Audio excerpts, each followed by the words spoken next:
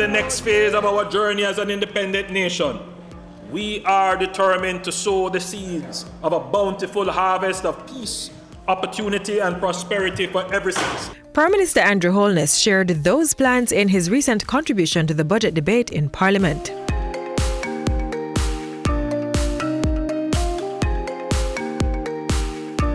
In a bid to jumpstart the economy after 2 years of COVID-19 restrictions, the Prime Minister withdrew the order and all measures under the Disaster Risk Management Act. We are not declaring an end to the pandemic. There are still outbreaks happening all over the world. We are maintaining the management of the disease under our existing public health laws.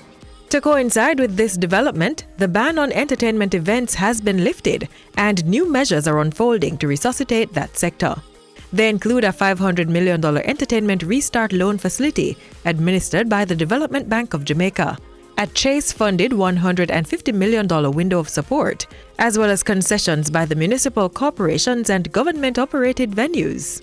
The Ministries of Tourism and Culture have also chipped in with an academy to train talent and a music grant to develop professionals. We are supporting the reopening of the entertainment sector, not just with talk, but with cash, access to credit, facilitation, and training.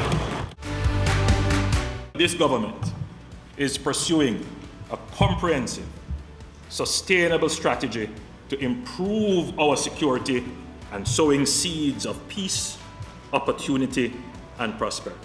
Recruitment and training of police personnel has been increased. A new Firearms Act with harsher penalties for illegal guns has been tabled. A $25 million Get Every Illegal Gun campaign was launched.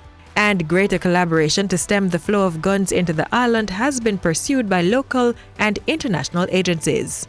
The Corrections Act has been amended to tighten the screws on persons operating criminal enterprises from behind bars. Designs for a new high-security prison is being finalized. Over at the Jamaica Defence Force, patrol and surveillance has been stepped up across the island.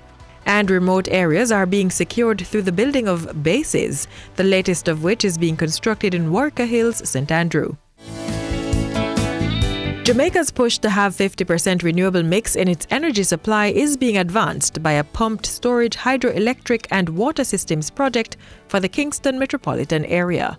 The introduction of electric vehicles is being fast-tracked through an Inter-American Development Bank-supported framework. Amendments to the Town and Country Planning Act are being executed to ensure orderly development of the island. And a tax incentive program is being pooled with the Housing and Local Improvement Acts to improve urban communities. Madam Speaker, what we are proposing here will be a game changer for our blighted urban communities and for persons seeking to find affordable homes in Kingston. The Black River Protected Area Order has been gazetted and the Pedro Keys Order is being finalized. Great Bay St. Elizabeth and Dry Harbour St. Anne are among 16 areas covered as ecologically sensitive.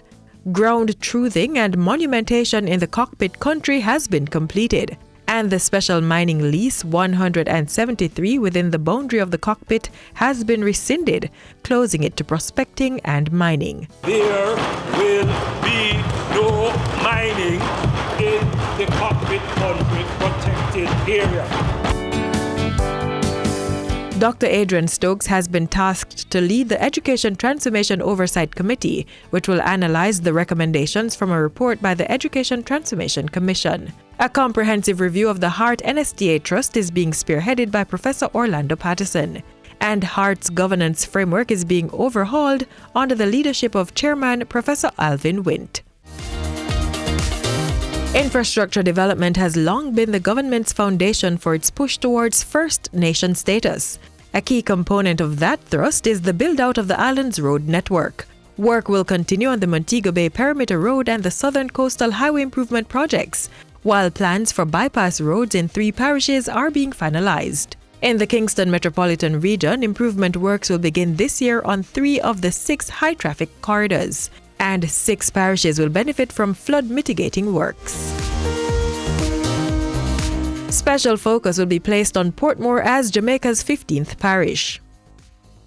We are confident that the new parish status will unleash a sense of pride in the community, which will see the fulfillment of this vision. The Morant Bay Urban Centre will get some attention this year. So too will Port Royal, East Harbour, and the Greater Bernard Lodge development area. On the shelter front, the National Housing Trust (NHT) has been tasked with providing housing solutions for the $8 to $11 million market. The NHT has also unveiled new policy changes to cover applications, the disabled, subsidies, and a loan review. New policy changes at the trust include allowing 3 contributors to apply together to access a loan. Jamaica will become a digital society. The build-out of the island's digital infrastructure continues apace. Regulations are to be tabled in May for the National Identification and Registration Act.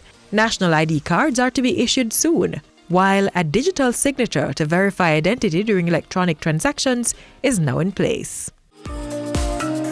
Building consensus on national issues is a critical part of achieving the goals of peace, opportunity, and prosperity. As such, a new agreement with the National Partnership Council will be signed this year.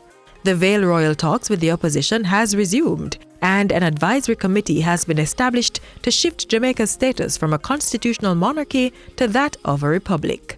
Jamaica needs all hands on deck, and this government is committed to working in partnership with all stakeholders to herald a new era of peace, opportunity, and prosperity.